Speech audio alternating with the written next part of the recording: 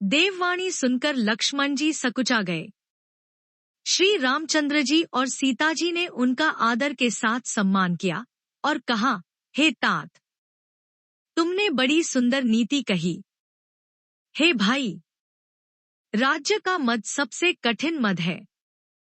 जिन्होंने साधुओं की सभा का सेवन, सत्संग नहीं किया, वे ही राजा राजमद रूपी मदिरा का आचमन करते ही, पीते ही मतवाले हो जाते हैं। हे लक्ष्मण, सुनो, भरत सरीखा उत्तम पुरुष ब्रह्मा की सृष्टि में न तो कहीं सुना गया है, न देखा ही गया है। अयोध्या के राज्य की तो बात ही क्या है, ब्रह्मा, विष्णु और महादेव का पद पाकर भी भरत को राज्य का मद नहीं होने का। क्या कभी कांजी की बूंदों से क्षीर समुद्र नष्ट हो सकता, फट सकता है?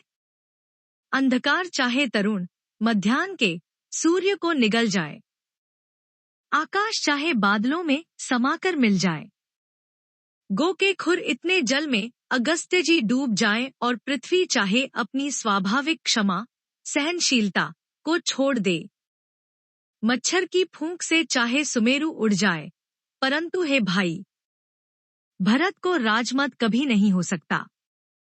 हे लक्ष्मण, मैं तुम्हारी शपथ और पिताजी की सौगंध खाकर कहता हूँ, भरत के समान पवित्र और उत्तम भाई संसार में नहीं है।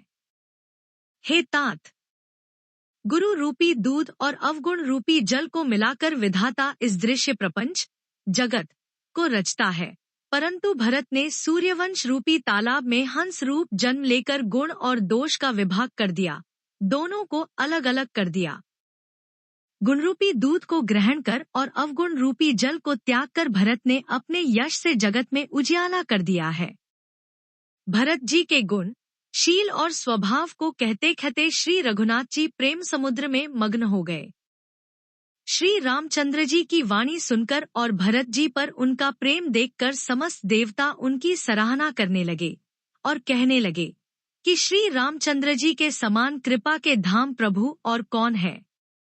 यदि जगत में भरत का जन्म न होता तो पृथ्वी पर संपूर्ण धर्मों की धुरी को कौन धारण करता।